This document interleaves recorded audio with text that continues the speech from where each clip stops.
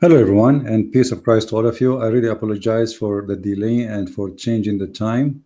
I had no choice but to change the time almost twice, actually. And the reason I have too many people around, and I did not want to disturb people around me, so I had no choice but to reschedule. However, this is not really important. The important that we are going to be able to make it, and we are going to explain some issues Muslims and non-Muslims are confused about. We know that many people, they say words and they throw their words in the air. Sometimes those words are stupid and they are meaningless. And sometimes even Christians, they say things they should not say. Or let us say they say it in a way is not explained or is not well framed. When I speak to a Muslim and I say to him that Jesus saved you by his blood, and this is what the thing Christians always they say, like anyone they see in their way, Jesus save you by his blood. How? I mean, even that sentence is not, is not really the right way to present Jesus to them. What the blood? And explain to him first. This is a person who do not know what you are talking about, and most likely he will not like it.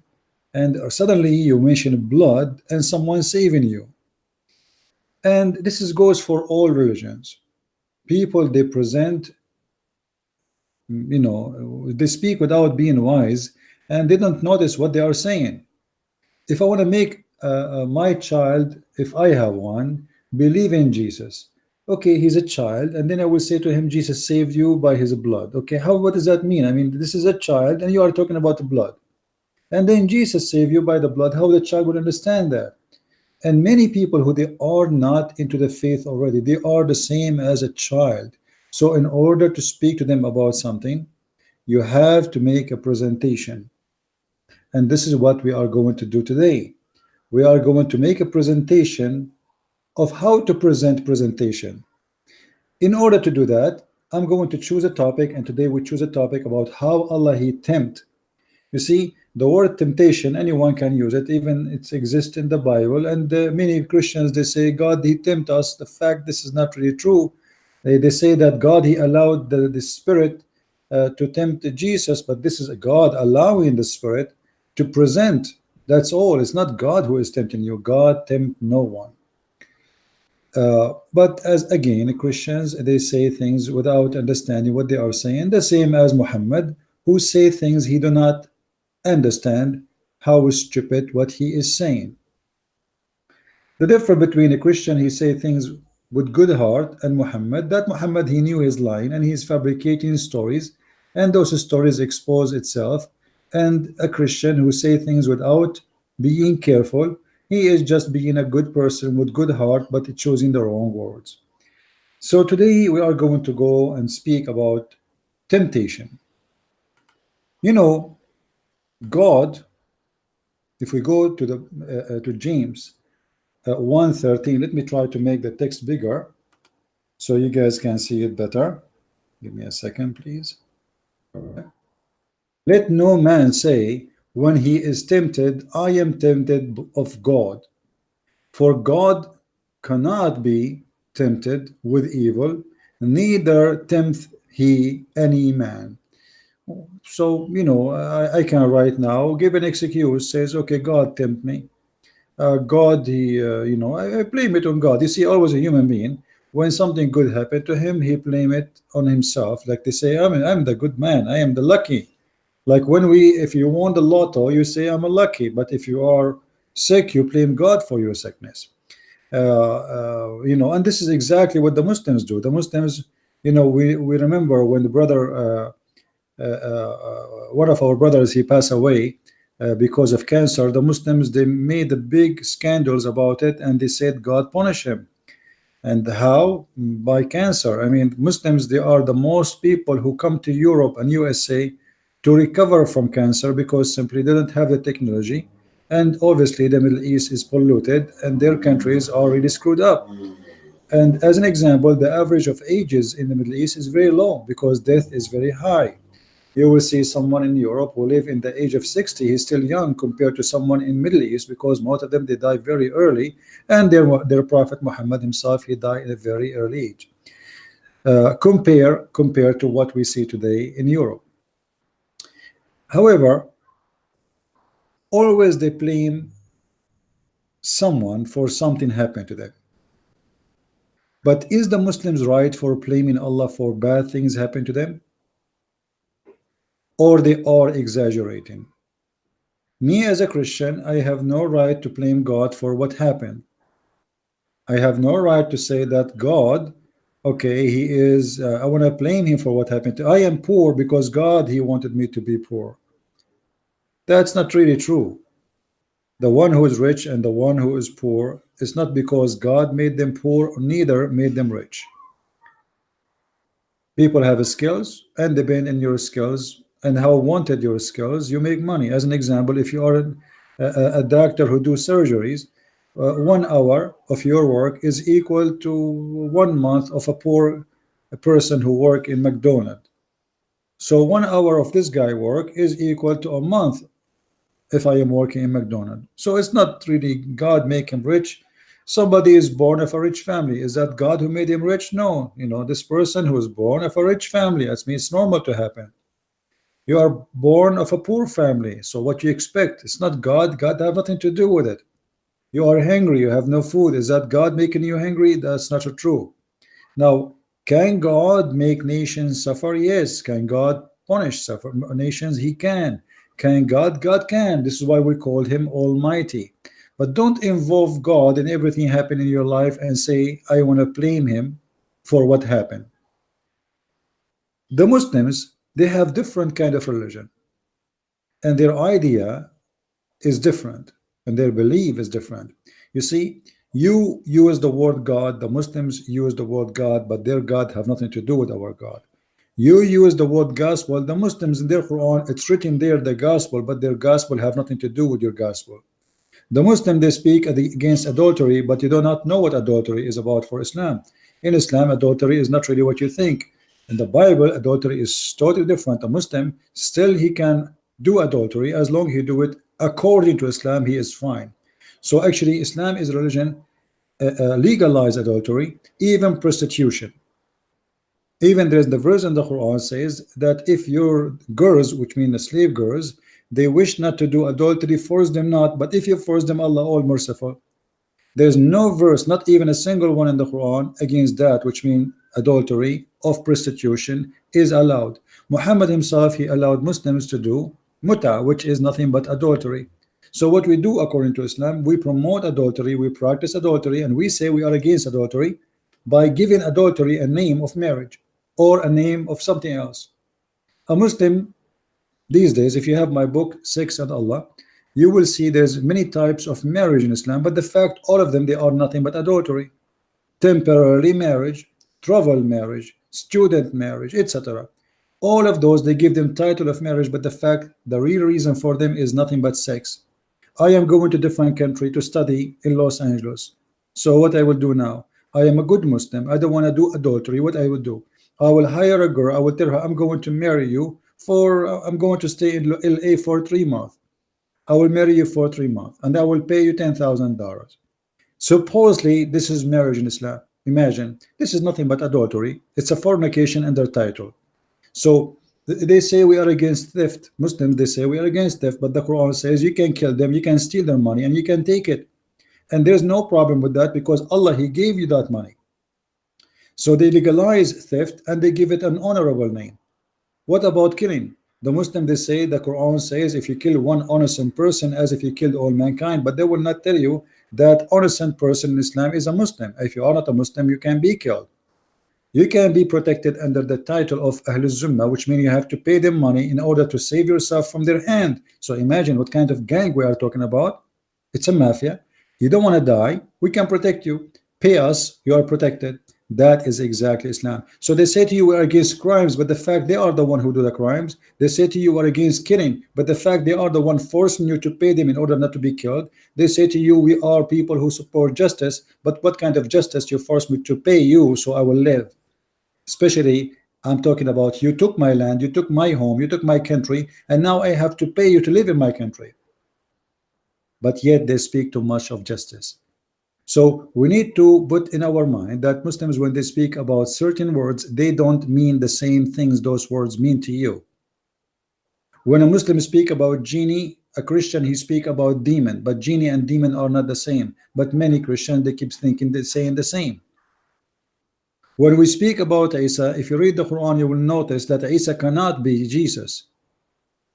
Isa of the Quran, he have an uncle, his name is Aaron, and he have an uncle, his name is Moses.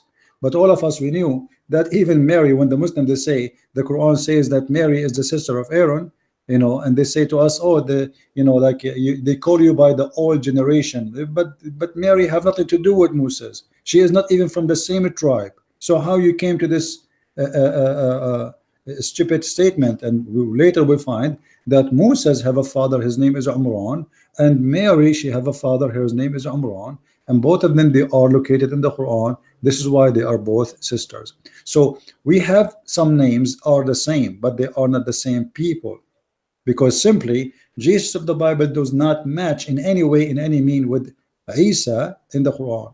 The funny that Muhammad, he claimed that he is a person who came with knowledge, but yet he could not even find us the words of the gospel, so he used the Greek word, which is Injil. But yet the Muslims, they claim that Isa was a prophet sent only to the Jews, so he was sent to the Jews, but his book is in Greek language. Doesn't make sense. The only thing makes sense that his apostle, he wrote his book in the Greek language as a message to the Greek people. That makes sense. But to say that Jesus' book, his name is Injil, and Allah himself, he named it Injil, that is very silly and very stupid, for a very simple reason. Muhammad himself do not know even what the word Injil mean. The same as the word Jibreel, the same as the word Israel, the same as the word Abraham, the same as the word Isa. Even Isa, you ask the Muslim what Isa mean, what Al-Masih mean, they don't know. One of the funny definition for the name of a Messiah, which is the Masih in Arabic, they say to you, he have a flat feet. And this is the most funny, stupid statement ever I heard, that the Messiah was called by that name because he have a flat feet. So let us make it clear.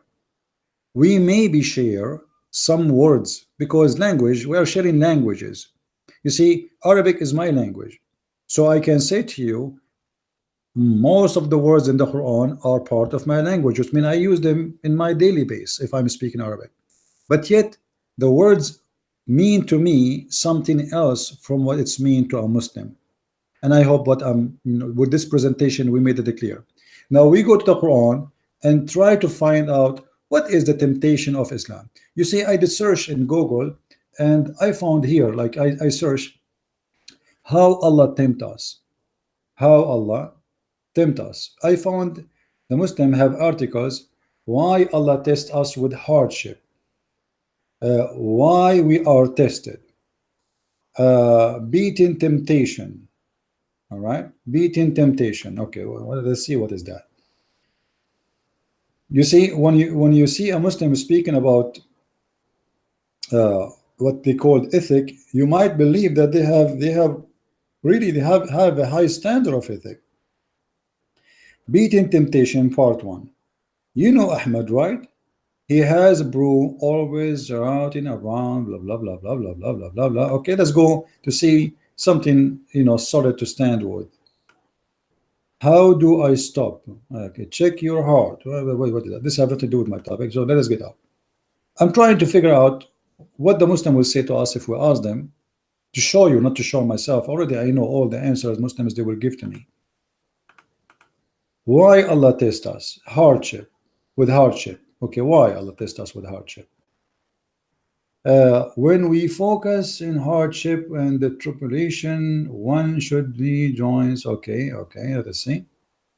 Let me make it bigger a little bit so you guys maybe can read with me. Maybe here we have something interesting.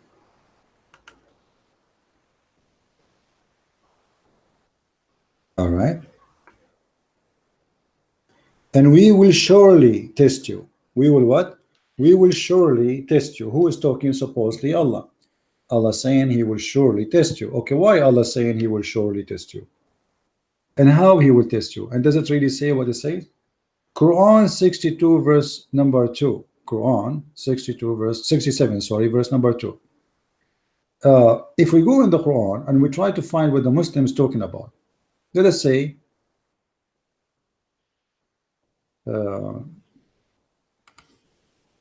Quran 2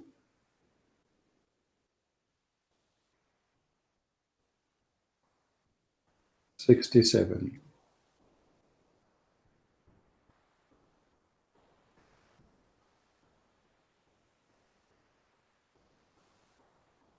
Oh, sorry, this is not the.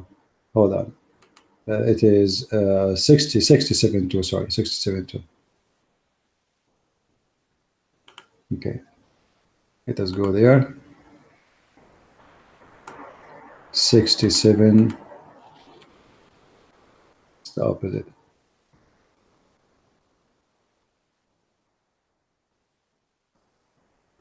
All right.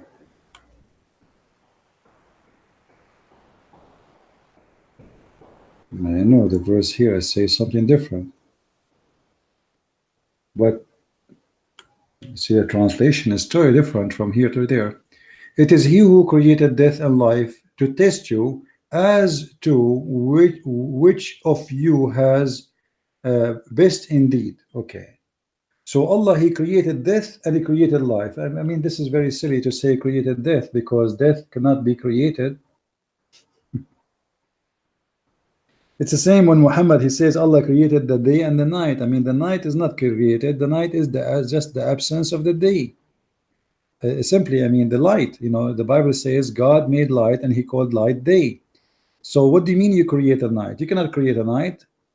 I can close all the windows in my room, put the blinds even in the middle of the day, and I have night inside the room. So this is what is night, is something locally where it is, there's no light. However, here it says that Allah, he is the one who tests you. How he tests you? He tests you by creating death and life, and then he will, you know, he will test you with your deeds. But this is totally in contradiction with all the what Muhammad he taught, because Muhammad, he taught the Muslim to believe in destination, and destination mean that your deeds doesn't count. At the end of the day, it's what Allah he wrote for you. If we go to this back to this article, let us see if the Muslims, they come to us with better argument. And we surely would test you with something of fear and hunger and lose of wealth and life and fruits, and give you blah blah blah blah blah blah blah blah blah blah blah blah. Okay, and it is here. Okay, so Allah will test you with all those things, but how Allah he tests really people? Is that really the truth? Is that really what the Quran teach? Absolutely false. Do you think that you will enter paradise without such a trial? The same as come to the one passed before you? If you think about it, you will say, okay, you know what? Life is full of trials, and people, they get tempted by the devil. But what here it's saying that Allah is the one who will tempt you. It's Allah who is going to make you do wrong. And this is supposedly a temptation or a test of God. But that does not make sense still, for Islam does not believe that testing of God is what Christians understood. As an example, I can say that God, he you know, he is you know, he tests me just by having me in this earth. I mean, obviously I'm going to go through a big test, but it's not God who is tempting me, and it's not God who deceiving me. It's not God who is trapping me. No, God created me, and he said to me, go live your life in the best way you can.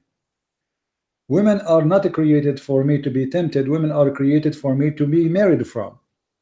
Men are not created for them just to be tempted, as much it is about you having a family. So we have a reason for men and women to be exist. We have a reason for money to be exist. Money is not really the money is not the evil, even though it is the root of the evil, because people, they worship money and they forget about what is the need of the money. The money is to serve you, not to serve the money. People live for money. Same, they live for sex. Some they live for gambling. Some they live for drinking. Some they live for parties. Some people they are addicted to drugs. Some people they are addicted to smoking. Some people, everybody is addicted to something, and that is, you know, it's about you, how much you want to hurt yourself, and what do you want to do in life. People, they hurt themselves. It's not God hurting you. Nobody is forcing you to go and gamble. Nobody is forcing you to take drugs. Nobody. Now, what about me getting sick? Is that a test from God? Well, I can get sick, that because simply the nature of our body, which means the second we are out of heaven, we are out of the protection of God, and earth have germs, viruses, all kind of diseases, you name it, accidents. So this is not really about God, but yet can God do something to me? Yes, he can. Can God do something to you? Yes, he can. But normally life for everybody is the same. All of us, you can be a very good Christian and you can die by cancer. You can be a very good Muslim, which means you kill, you rape, etc., and still you will die by cancer, which means Allah will not really help you. Muhammad himself, he died by poison. So you being good or bad, look, if you think about it, people who they are bad, they have a better life. And I mean better life in the standard we understand today. Better life is you have a nice car, you have a big house, you have a nice, you have a lot of money. So if this is your standard, they have a lot better life than my life. But depend on your standard. So if you are evil, really you can make a lot more money from someone who have a good heart. Scammers, hackers, thieves, you name it. So is it God who made a woman hooker? No. Is that a God who made a man a child molester? No. Is it God who made me thief? No. Is that God who made you criminal? No. Is that God who made Muhammad all the crimes together? No. God did not do that. It's people who choose to be following the devil. But in Islam, the story is different. In Islam, it is Allah who did all those things. If you remember, actually, we mentioned it many times in the last 2 days. Look like I remember it, I cannot forget about it. If we go here in Ibn Kathir, where if you remember, Adam, the sin of Adam from the beginning of mankind, according to Muslims, the sin of Adam, the evil he did, it was a decision of Allah. Here Adam, he speak to Allah, he says to him, after Adam he sneezed, Allah, he said to him, may Allah grant you his mercy, which is very stupid, because if you are Allah, how you say may Allah grant you his mercy? Doesn't your mercy, and then Adam, he said to him, doesn't your mercy precede your anger? He said yes. Adam said, and you destined me to commit this evil act? Allah, he said yes. And this is the point I'm trying to explain to you. Muslims have different understanding of evil. Muslims believe that evil happened because this is the destiny of Allah, which is the God. We don't believe in such a garbage. God did not destiny for me evil. Otherwise, that would make him an evil God. By reading just those few words here, Islam is already gone. Islam is a history. Islam is a stupid. Islam cannot be valid religion, because what the point of kicking Adam from heaven if Adam commit no sin except it is Allah's sin, it's Allah evil. And as you see in this conversation, Allah, he agreed that he is the one who denied the destiny of Adam to do evil. So Adam, he cannot do different act. If God, he made a destiny for me to do something, who am I and how can I get away from it? So based on this story, Adam is a victim of Allah, and the evil is the evil of Allah, and Adam was a good person. But if God, he decide for you to be evil, then how you can escape? So this is the idea of temptation in Islam. This is not really a temptation, it is a destiny. It's a destiny written for everyone. If we go in the hadith, just to make it more clear for you. If we go in the hadith, we will find the hadith says the following.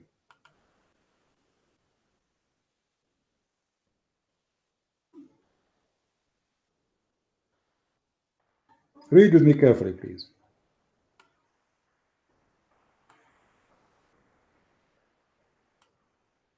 The Prophet said, at every womb Allah appoint an angel who says, "O Lord, a drop of semen. O Lord, a clot." Because Muslims believe that we are, in the beginning, we are semen of women and men mixed together, chapter 86, verse number 6 and 7. And then we transform into a clot. And you can find that in chapter 24. So we are became a congealed dead blood, and then so it's a stages. The first stage, semen of women and men. We know that women have no semen. And then the semen of the women coming from the ribs of the women, and semen of the man coming from the backbone. And we know this is very stupid to say. And then we became a congealed dead blood. And then from that we became a little lump of flesh. Then Allah, He will make His wish to be complete. What is that wish? He wrote, He will give the destiny for the angel to write it for you when you are in the womb of your mother. So read with me carefully. Then if Allah wishes to complete its creation, the angel asks, "Oh Lord, it will be male or female?" So even decision of male or female, it's not a decision of nature, it is decision of Allah. Then is it going to be rich or blessed? Are you going to be happy or miserable? It's decision of Allah. You know, that's it. It's already you are not even created yet. You are in the process, and then Allah is deciding if you are going to be miserable in life or you will be happy in life. Then He continue, and how much provision He will be, you know, how much He will live, how much money He will make, and what His age. Look at this. So all of this is not you know, it's already pre-made and pre-decided. So if I'm going to be a criminal based on this, Allah decide for me when I am in the womb of my mother, before I'm created in the process, He decide that, okay, Christian Prince, you will be a criminal. If you are a thief, Allah decide for you to be a thief. This is what Muhammad is saying. It's in the front of your eyes. So all is written while the child is still in the mother womb. I mean, how clear we can make it more than this? So the word temptation, it's not what people think. The word temptation in Islam is nothing but a destiny. However, there is different kind of temptation Islam believe in, which is can be found in the story, as an example, Harut and Marut. If we go to Harut and Marut story,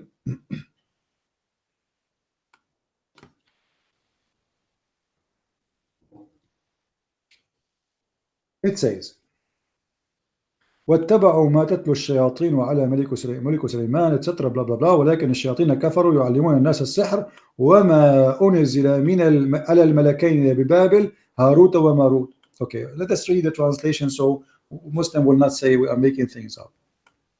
Based on this chapter and this verse, chapter 2 verse 102, it says that Allah He sent two angels to teach black magic, and those two angels, their name is Harut and Marut, and Allah He sent them down in the Babylon. Okay, look at this. Allah sent down two angels, and their specialty is teaching black magic.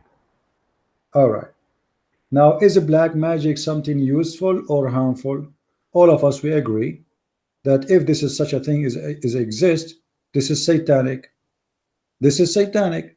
So obviously it is harmful. So why Allah He sent two angels to teach that? The verse itself explain. Read with me carefully. So Allah He sent two angels teaching men magic, and such a thing as came down at Babylon to the angels Harut and Marut, but neither of those, which mean those angels, taught anyone such a thing, which means the black magic, without saying, okay, so the angels now, before they teach you the black magic, they give a disclaimer. I mean, look how silly this story. We are only a temptation, a trial. Okay, hold on. When the Quran says Allah He sent two angels to teach a human being something harmful like black magic, and then I am an angel and Allah sent me in a mission to teach you mankind black magic. Who is the evil one?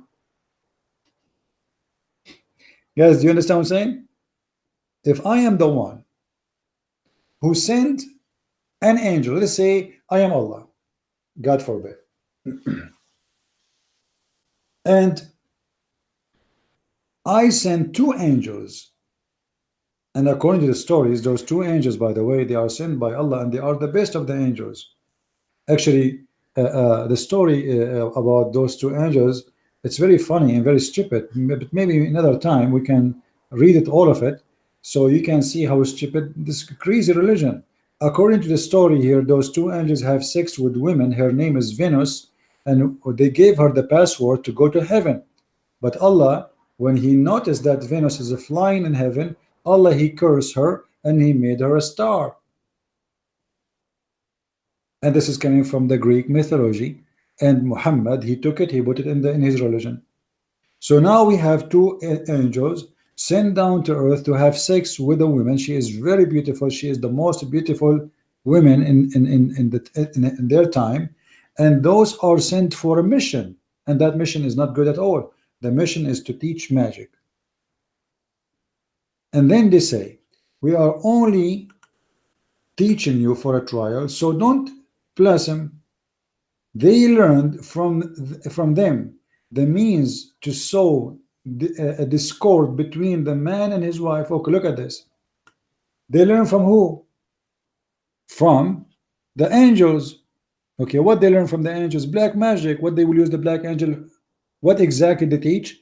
They teach black magic to people so they can cause people to fight with the wife. I mean, how silly, how stupid that is, and what the purpose of this?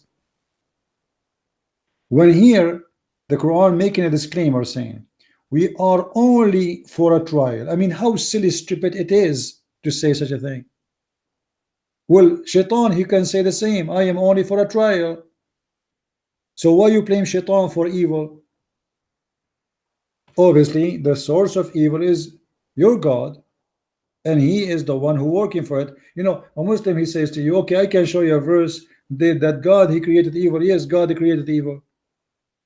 But he did not create him as evil, he created him as an angel. For us as a Christians, we believe that Satan was, or he is, a fallen angel. So even when God created the Satan, he created him as an angel.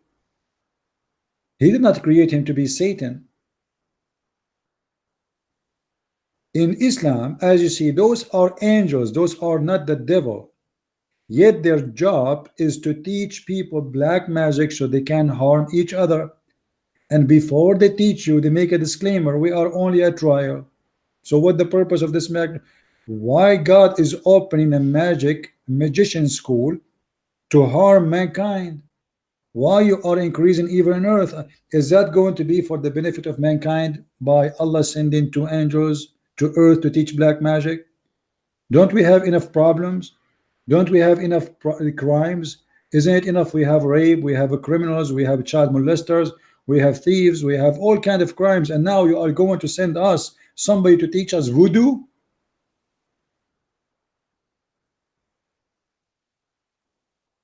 That is stupid. So Allah here is not really tempting you.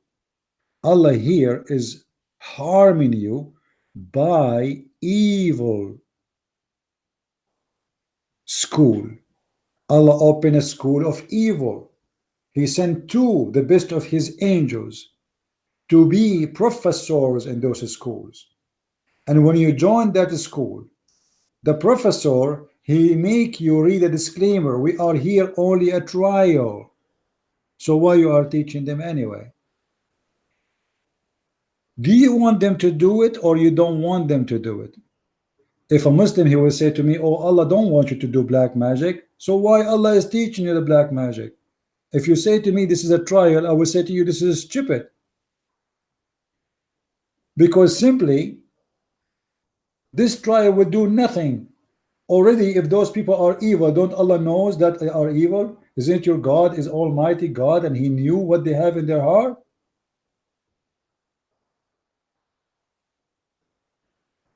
Isn't it enough what the evil they are doing already, and now you want to teach them more evil so more people getting hurt? Just because you like to have a trial? What about I teach you how to kill somebody, and then you say to you, this is a trial. Disclaimer. Why you are teaching people, especially here we are talking about magic, which supposedly taking people out of control. It is somebody controlling somebody. And if you remember, Muhammad himself, he was under black magic. So Muhammad was a victim of Harut and Marut. And this is how stupid Islam is. Muslims believe in a black magic. Me, myself, I don't believe in this garbage. Somebody will say to me, or like in the Bible, it says that the stick of Moses, this is how people they saw it as it is a magic. So his magic overcome their magic, but the fact it's a miracle of God. Jesus, when he resurrected people from death, he did not do magic. When he made the blind see, he did not do magic. When he healed the leper, when he did all the miracle he did not do magic. This was real. Wasn't fiction and it wasn't a lie.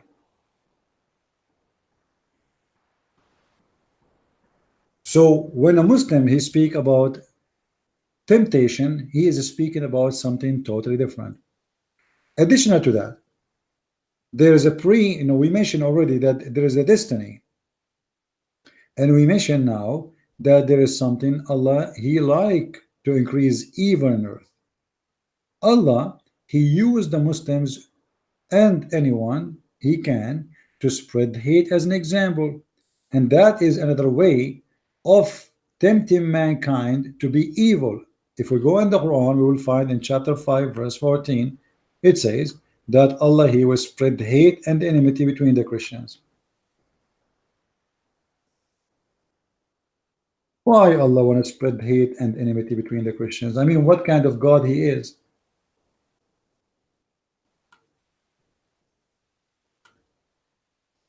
This is chapter 5 verse number 14, and this is a translation of Yusuf Ali.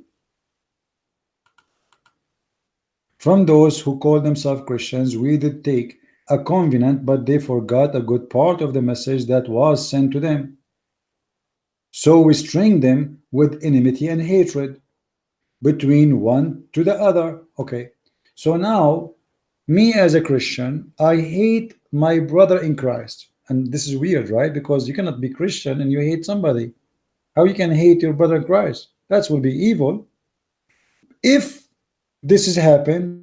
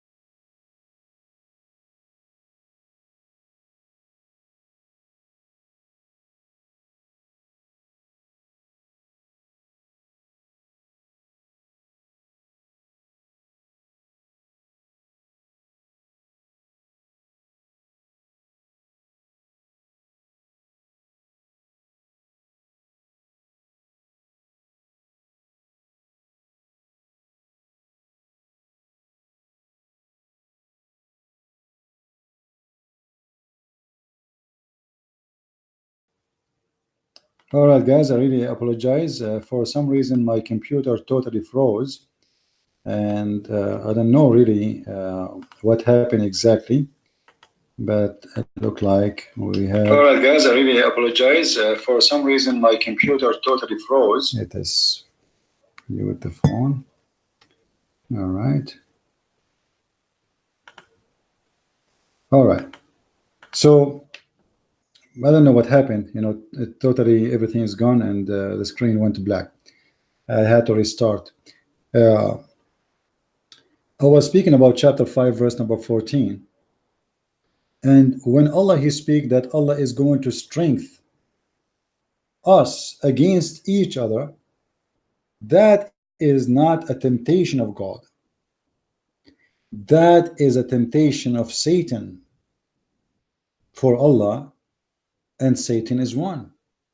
You know, if you ask a Muslim, what is the purpose of this madness? I mean, why Allah wanna make me hate my brother in Christ? I mean, what is good is going to do to mankind by making Christians hate each other?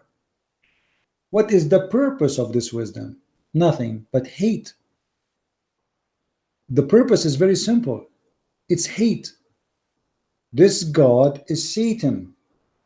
His name is Allah, and he hates you to the point. He will do as much as he can to divide you Christians. So when you see two Christians, one he is a Protestant and the other one is a Catholic, being funny, and they are calling each other names, they are serving the devil without knowing. Each one of them, he think that he is doing the right thing. Oh, you are not following the true, you are wrong. Oh, you have the Pope. Oh, you have etc. Oh, you have etc. You are, if you are a person who speak with someone as a Christian with hatred in your heart, you are no Christian, and you are serving Allah. Obviously, you are serving the devil himself. I can correct someone, he's a Catholic, without saying to him you will go to hell. Because who said he will go to hell? Simply, not necessarily. There's many who they call themselves Orthodox Christians, Protestant Christians, Catholic Christians. They will go to hell because Jesus said clearly, not everyone says to me, Lord, Lord, will enter the kingdom of my Father, but the one who do his will. So from all of you, the one who will go to the kingdom of my Father is the one who do his will, not the one who call himself Protestant or Catholic or Orthodox. The division is from the devil. So either you decide to be against the devil, fight division, or you help the devil and be part of his plan by stringing hatred between one to each other. I can correct my brother in Christ by the love of Jesus, not by hatred. You can be a person who is a Christian, you have a wrong understanding of something, but doesn't mean you are a bad person, and that will not be a reason for me to hate you, because that anyway will make me not a Christian. So we both are losing anyway if we do that. So here we find that Islam call hatred a plan of God. Hatred is part of the work of God. Hatred is not coming from the devil in Islam. Hatred is coming from Allah. You know, when somebody says to you, oh, those people, they hate the Muslims, the Muslim, when he say that, he's being stupid, because as you see, hate is coming from Allah. Hate is specifically to the Christians. Look here how evil he is. The one who export hate and deliver hate to the Christians is Allah. And the Bible says clearly that the one who deliver hate to you is the devil. So we have totally two different books. One making it clear that hatred is coming only from the devil. Jesus says, love your enemy, which means if you don't love your enemy, you don't even belong to Jesus. And loving your enemy does not mean you give him a hug or a kiss. That is a kind of funny behavior, have nothing to do with Christianity. Loving your enemy is by correcting them and rebuking them, even if it's going to cost you your life. This is what all the apostles of Jesus did. Loving your enemy is not about what some mad teachers, they keep saying that if you speak against Islam, you are not being a loving person. As Jesus said, this is stupid.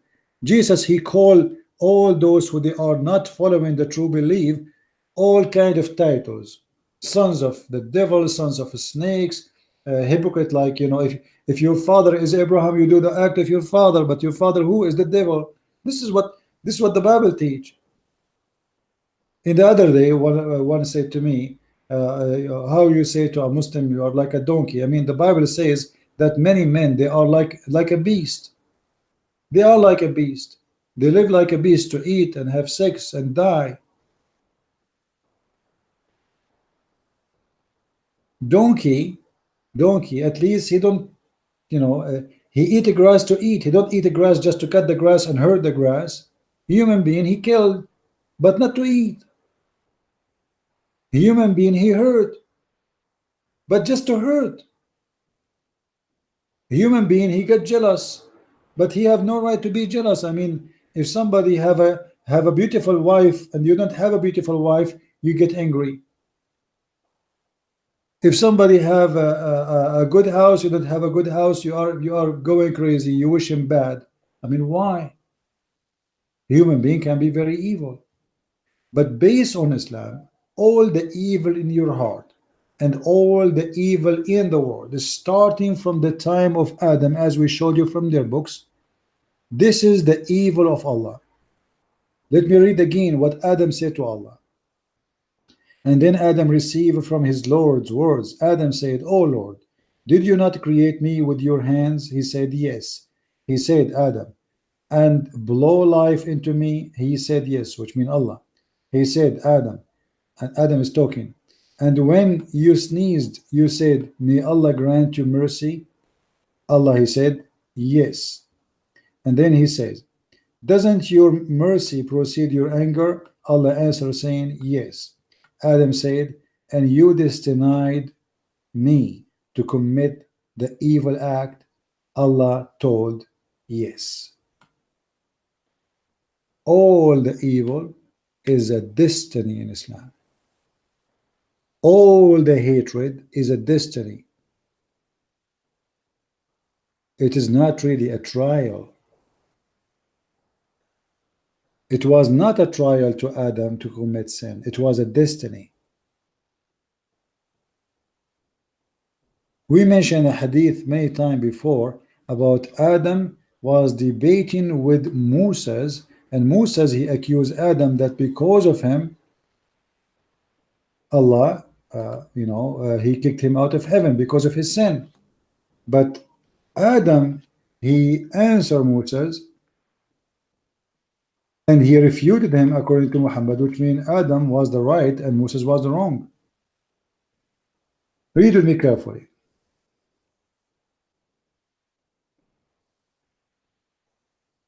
The one that's talking here is Muhammad. He said,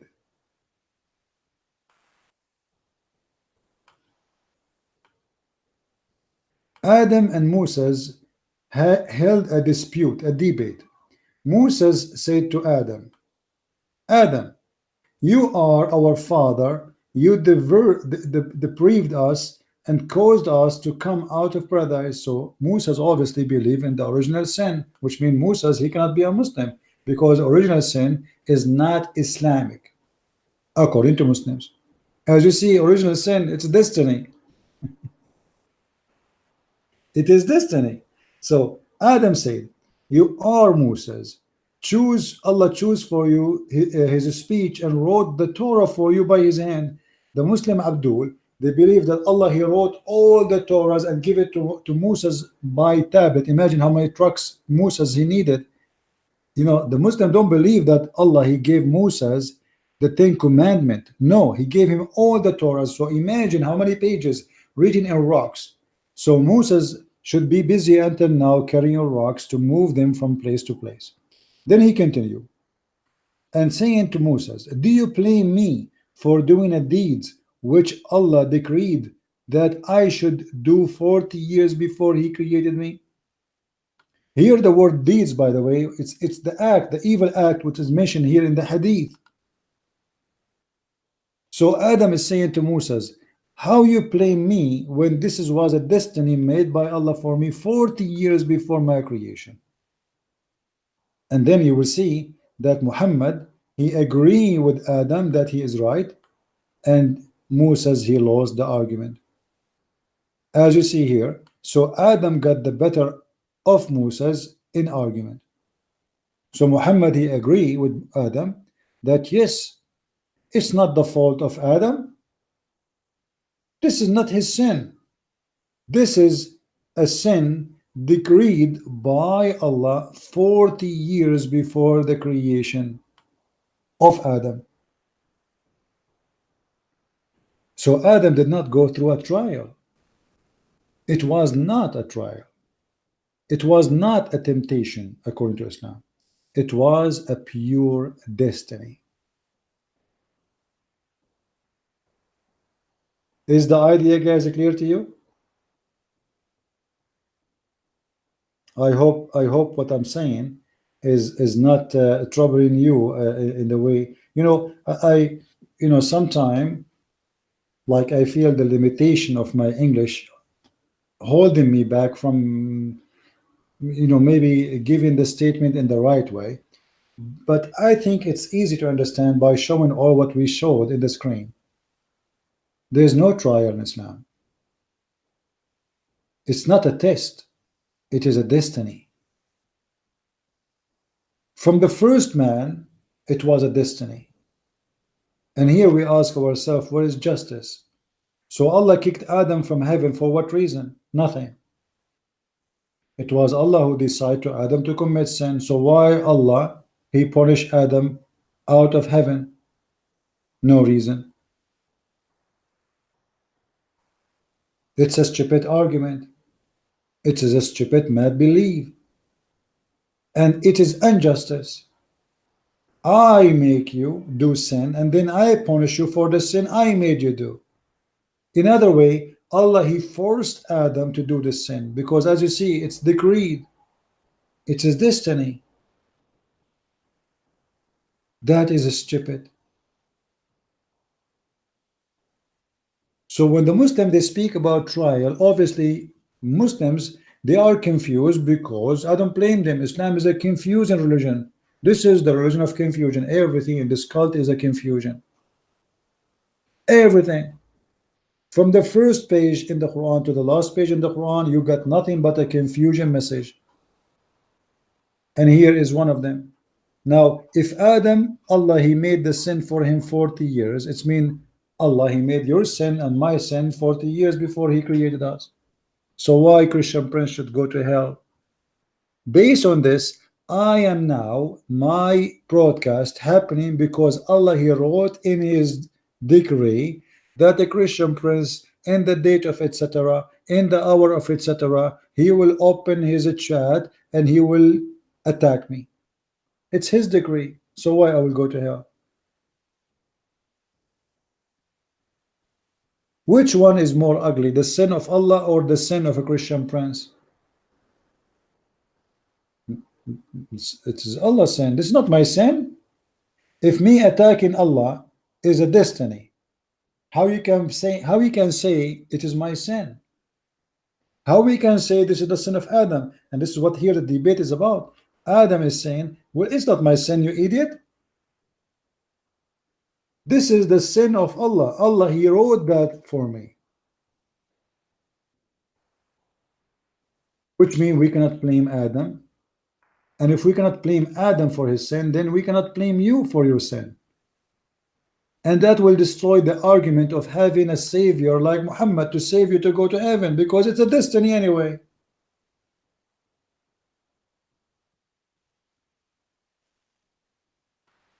And the Quran have tons of stories like this, that it's a destiny. And Allah, the one who misguide, nobody can guide him. The one Allah he deceived, nobody can guide him.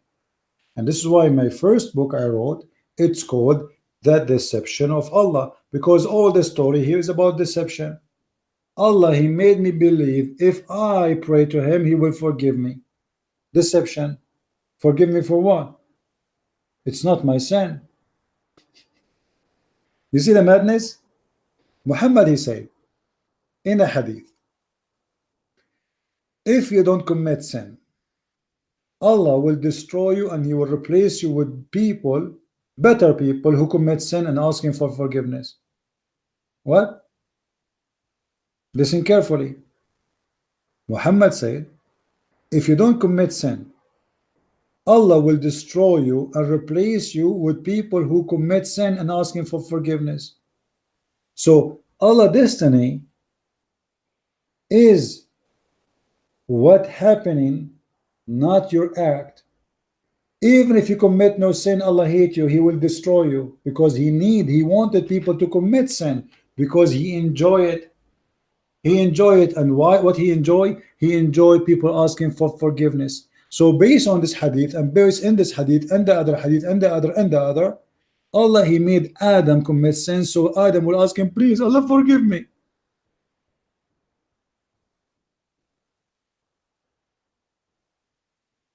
What kind of Allah this Allah is? This is not a temptation. This is a destiny. And destiny appear in the Quran all over. If we go in the Quran, we will find the following.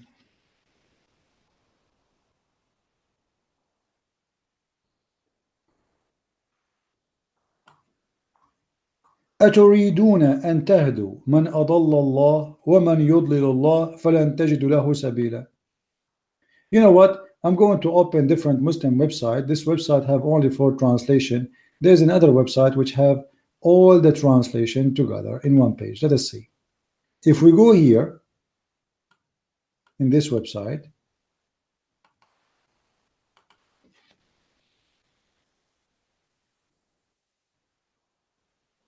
all right. من يهدي الله فهو المهتدي ومن يضلل فأولئك هم الخاسرون. Whoever Allah guide, he is, you know, the guided one, and whoever Allah deceive is the loser. I mean, He deceive whoever He will, He guide whoever will, and then He call you, you are a loser. Whomever Allah guides is highly guided.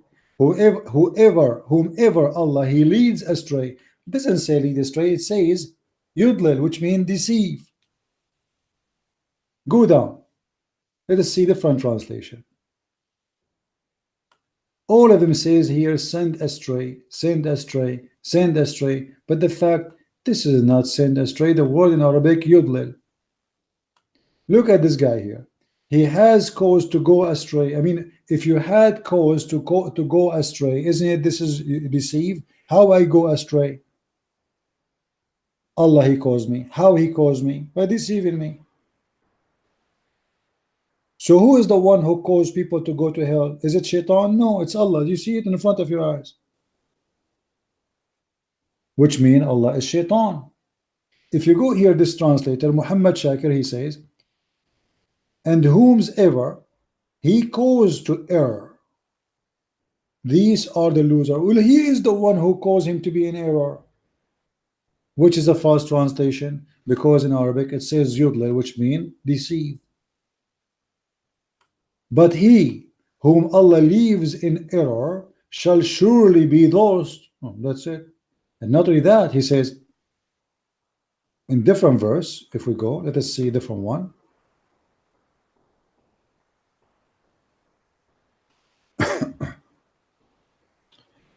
وَمَنْ يُضْلِلُ اللَّهُ فَلَا هَادِيَ لَهُ. Chapter 7, verse 186. Let us read the translation. Who is ever Allah allowed to go astray has none to show him the way. That's it. And again, this is not showing, you know, the word astray is not in the verse. It is deceive. All of them, they are using the word astray, as you see.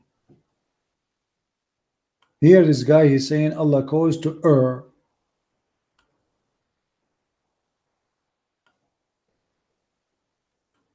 Whom Allah leaves in error.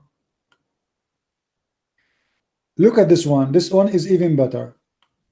He's more honest. whomever God misguides has no guide. Okay, thank you very much. So finally we get a little bit of honesty in the translation made by Muslim. Whoever Allah misguide, what misguide mean? Deceive. They are trying to be polite, not to use the word deceive. So whoever Allah deceive or misguide, there's no way for him. So who is the one who made me misguided? Allah. It's not the devil.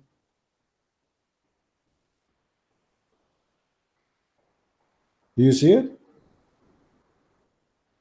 And we can see tons of verses in the Quran like this. It's not like once or twice, it's all over the Quran. Chapter 4, verse 143.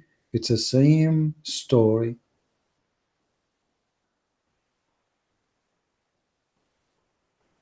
Do you see it? The same garbage. Allah is the one who caused you to be misguided.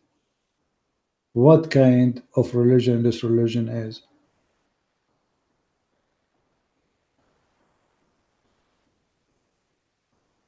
So what is the job of the devil exactly based on those verses? If this is what Allah he does, that all those who they are misguided, deceived by Allah. So what the devil do? Allah is the devil. God send whoever he will astray, and he lead wherever he will to the path. So all that there's two kind of people. One is misguided and one is guided. However, the one is misguided by Allah, and the one is guided by Allah.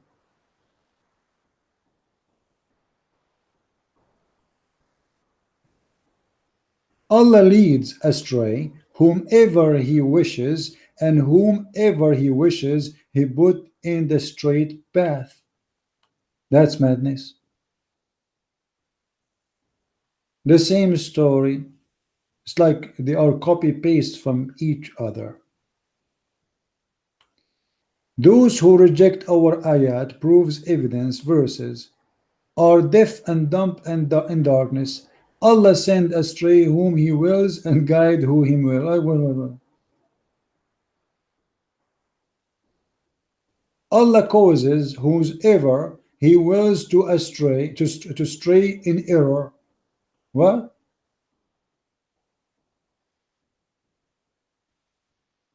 God leads astray or guide to the right path whomever he wants. Do you see it? Do you see it?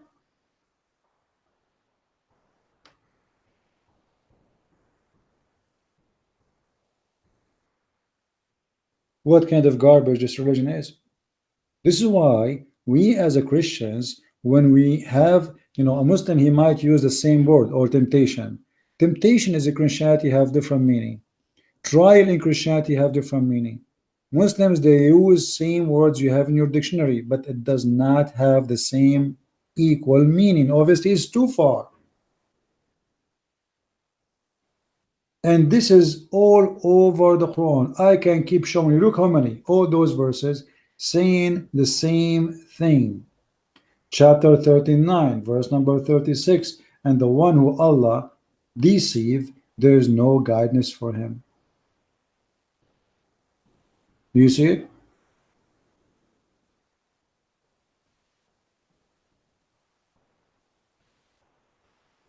Why Allah sending people astray?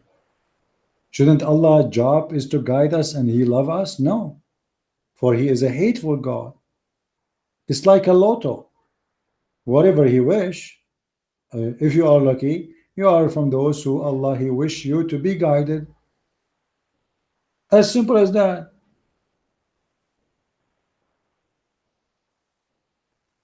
And then look what it says.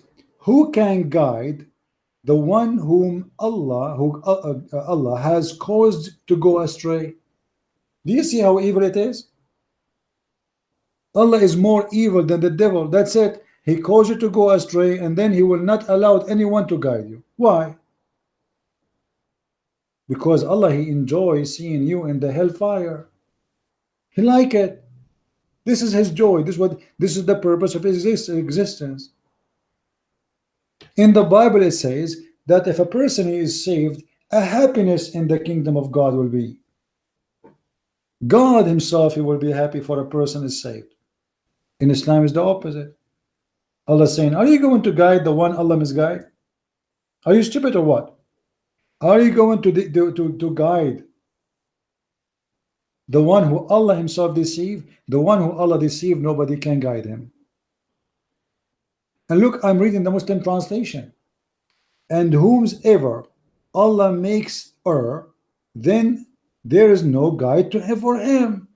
So Allah caused you to be in error, and Allah decide there's no guidance for you. That is not a trial, and that is not a temptation. That is a destiny.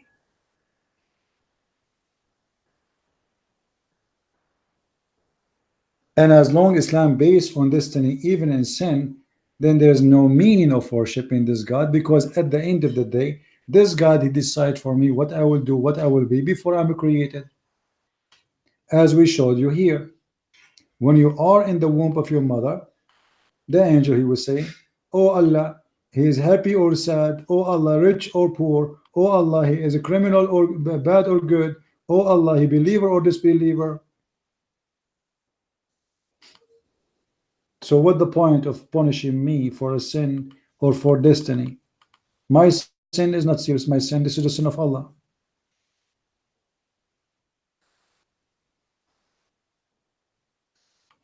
As you see, all those are Sahih Hadith.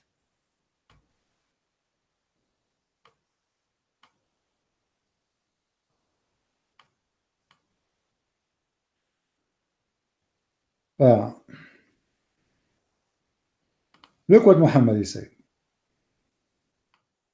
which is showing again a stupidity of Muhammad.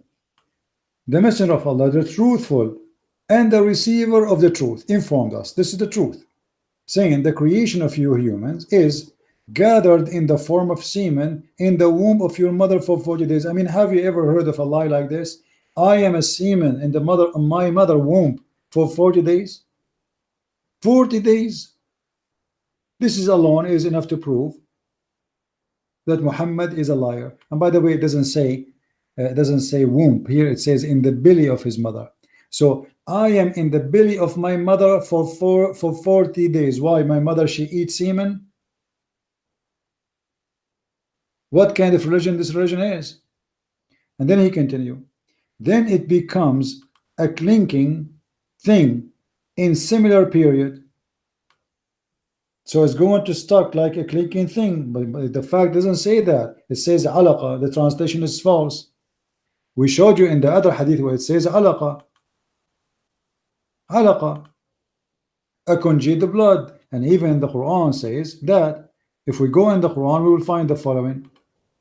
Does it say really that it will be a congealed blood? Yes, it says that. Here we go. Alaqa.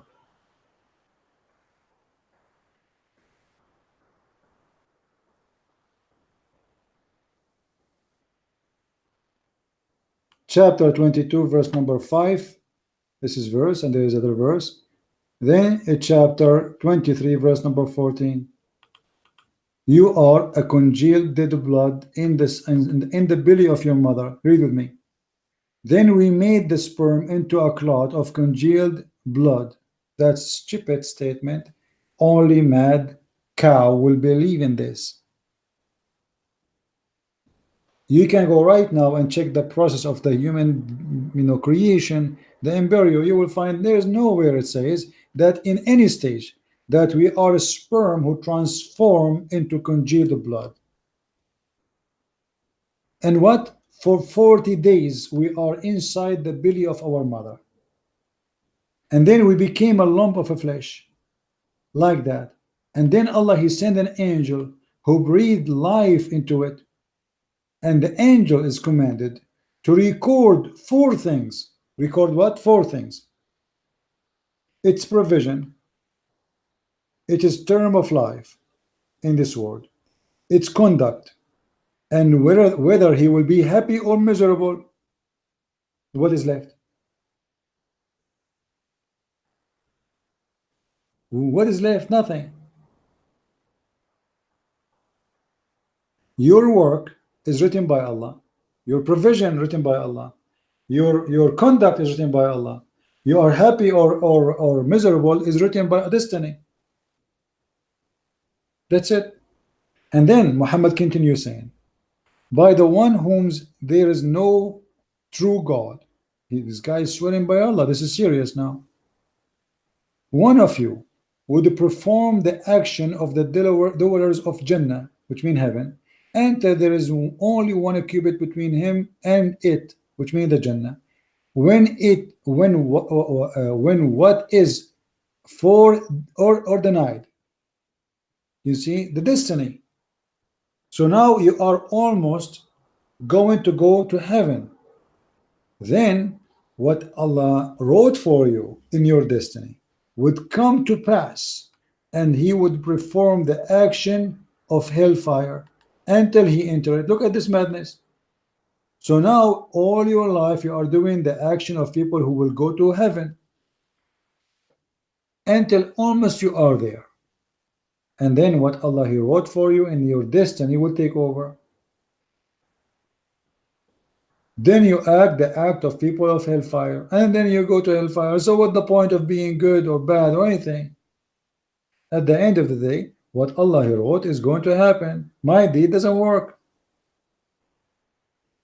Same, Muhammad he continue explaining more, and he says, and one of you would perform the action of the hellfire until there's only one cubit between him and hell.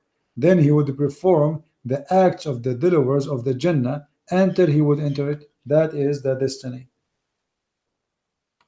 So what the point of asking for forgiveness, praying, like doing the Hajj, the pagan act of Hajj? What is that for?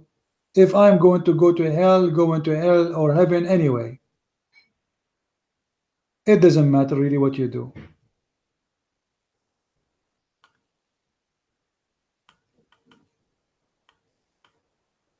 All those hadith is the same.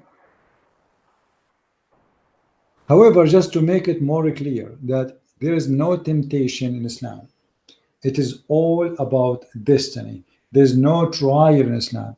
It's all about destiny, which destroy everything about this cult. Here there's a story of a child. This child, he died in the age of infant, little baby. Aisha, she said, and this is a Sahih hadith, very much Sahih, strong. Aisha, she said, there is happiness for this child. Aisha and Muhammad, to make the story short, they attended a funeral. Chapter, the meaning of every child is born in the state of fitra, and the ruling of the dead children, of the disbelievers and of the Muslims. The Muslim, they say that every child is born as a Muslim. This is what Muhammad he said. Muhammad he said, everyone is born as a Muslim.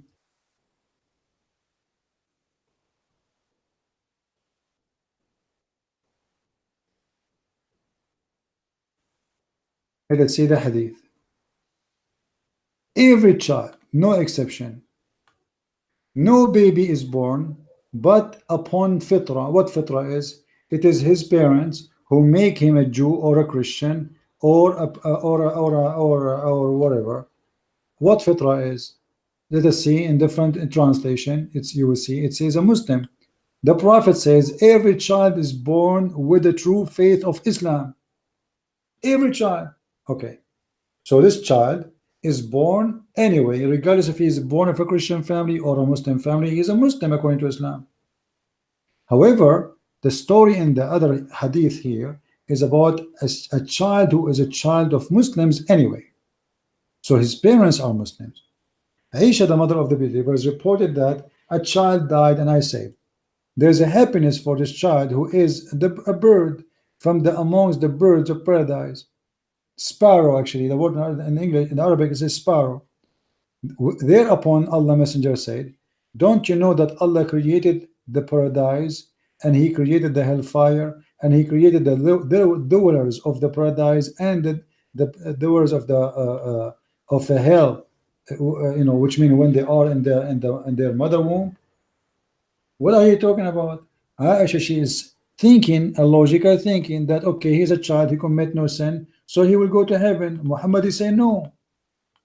In different hadith, it's make it more clear. Let us read together this one. It says, Aisha, the mother of the believer, said, Allah Messenger was called to lead the funeral prayer of a child of Al-Ansar. Ansar are called the helpers of Muhammad. They converted to Islam. Allah Messenger said, she said to him, Allah Messenger, there is a happiness for this child who he's a bird of the birds of paradise, for it commit no sin. So it's clear now that this child didn't, never commit a sin. And Aisha explained more. She said, nor has he reached the age when one commit a sin. He's very baby. He said, Muhammad, Aisha, peradventure, it may be the otherwise, because Allah created for paradise the people of paradise, and he created to hell the people of hell when they are in the backbone of their fathers, as you see. So sin is not a reason to go to hell in Islam. It is destiny. Never sin. Adam sin, it was destiny. Your sin, my sin, is destiny. If you are a person who die as a baby, you might go to hell still, for it is destiny. And as you see, Muhammad make it so clear. Aisha assumed that this child will go to heaven. Muhammad, he said to her, don't be stupid. Everyone created to be in somewhere before they are born, regardless of their sin. So it might be the otherwise. It might be he will go to heaven. It might be he will go to hell.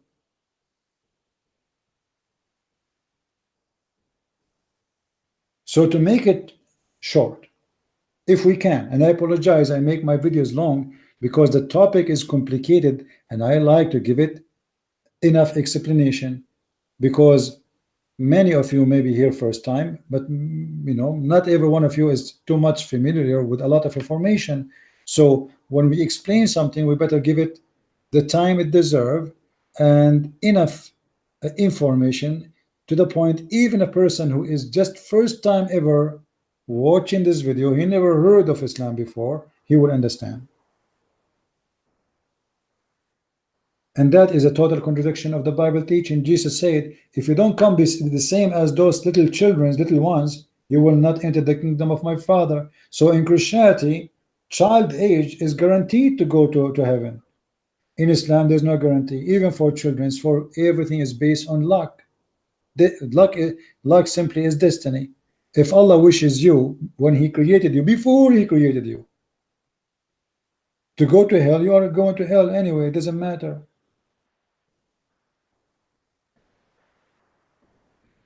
So when the Muslims speak about temptation and trial, it's not exist in Islam. This is all is Allah act. Allah is the devil. Allah is the one who made you do evil. It is his plan, and the Quran agree.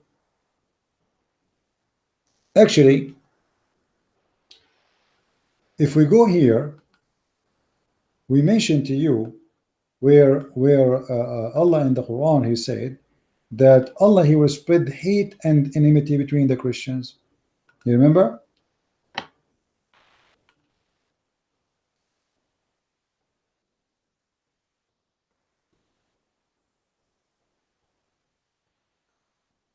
Chapter 5, verse number 14. All right.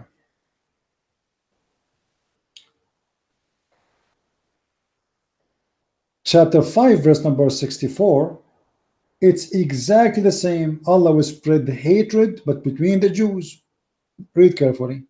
So not only the Christians, Allah consider everybody. Allah will spread hatred. Okay. Here he says, amongst them we have placed enmity and hatred till the day of judgment. Allah, he placed enmity and hatred between them until the judgment day. This is destiny, that's it. A Jew, he cannot get away from it. Can a Jew now, based on this statement, be a loving person? No. Can he be a good person? No. Allah, he put hatred in his heart. The devil, Muhammad, saying to us, I don't want to say Allah because this is all is the statement of Muhammad, Aka Allah, saying that I am placing enmity and hatred in the heart of the Jews until the day of judgment. The same chapter saying the same about the Christians in chapter 5 verse 14 if you go back, as you see.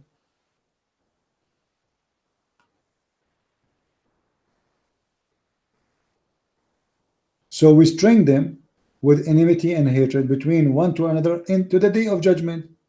So based in the same chapter, both Christians and Jews, they will live in hatred because Allah destined for them to live in hatred. It is Allah, the devil. And the funny about this, or what make it more funny, Muhammad, he said that the one who spread hatred between people is the devil. Chapter 5 verse number 91. And now I have to say to the idiot Muhammad, how you say to us in chapter 5:14 that the one who spread hatred, the same chapter, you see, and we are talking about the same stupid chapter. The same chapter, Allah saying he will spread hatred and enmity between the Christians and the Jews until the day of judgment. It is the same chapter, verse number 90. It says that the shaitan is the one who spread hatred. Have you ever heard of stupid religion like this? Do you see it?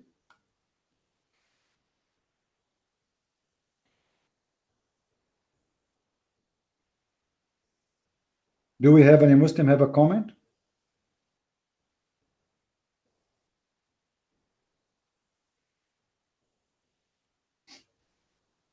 What a stupid cult.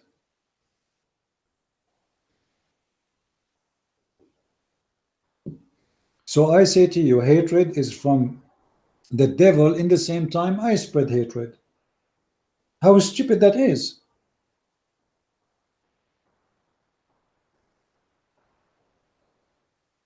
And we are not even reading from different chapter, all in the same page. This is obviously it's a satanic religion. Believe that hatred is something good.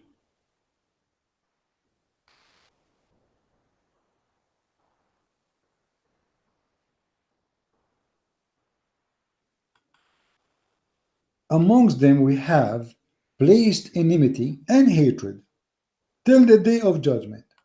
Look at this madness.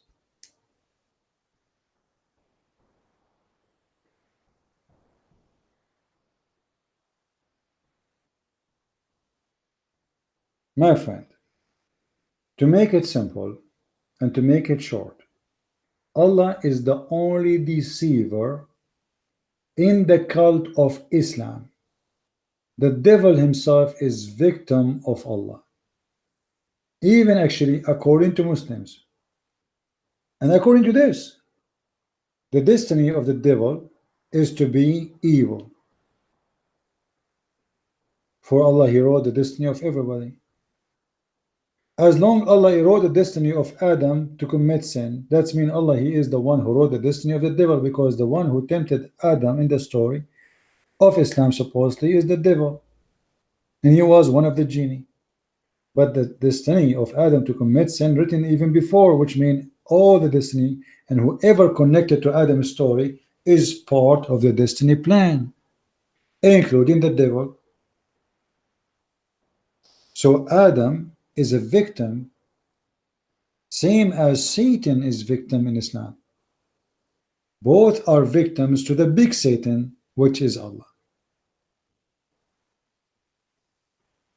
So I hope that people, they get a better idea and understanding that when a Muslim speak about trial and temptation, that is not true.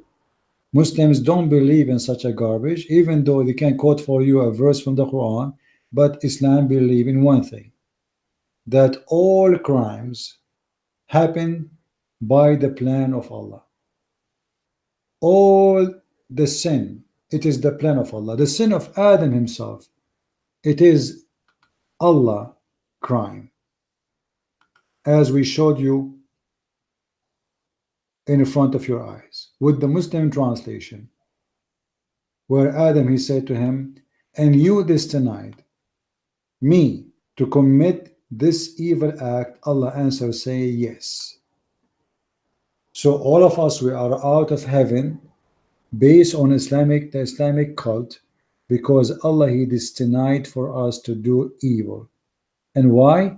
Muhammad explained by the hadith saying, if you don't commit sin, Allah will destroy you and send and replace you with better people who commit sin and ask for forgiveness. So all this is drama because we have a sick God.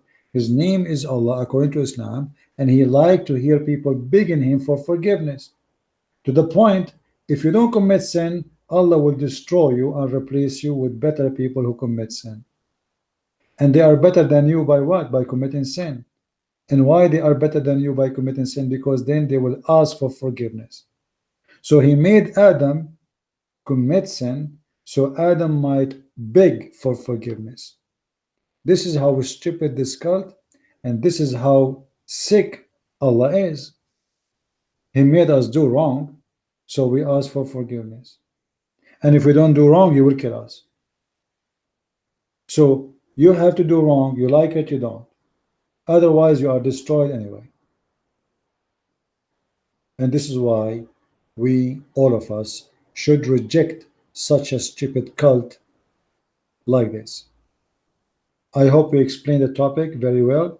And if you guys have any question, or if you are a Muslim, please feel free, leave a comment down in the video. And you don't have to agree with us, just show us your skills. And if you have a Muslim cleric, he is willing to debate me about this topic or other topic, feel free. In a few weeks from now, I will be back in the state, and people, they can call me back again live on air, and we can take and receive phone calls. As you see here, I cannot even decide when my broadcast is going to be. I have to wait until there's no noise around me so I can do the broadcast. With this, I want to say, may the Lord bless you, and don't forget to tell all your friends that if they would like to have a handy reference, go and get my books from Amazon, Amazon.com, Amazon France, Amazon.de, Germany. Just type Christian Prince and you can find my books. And we appreciate those who help us and support our mission in every way, every mean, by downloading the videos, posting it around, or by donation, or by sharing books, or by sharing knowledge, or by inviting us to churches. May the Lord bless you. Christ is Lord. Islam is false, proven from the mouth of the devil. Thank you, and God bless.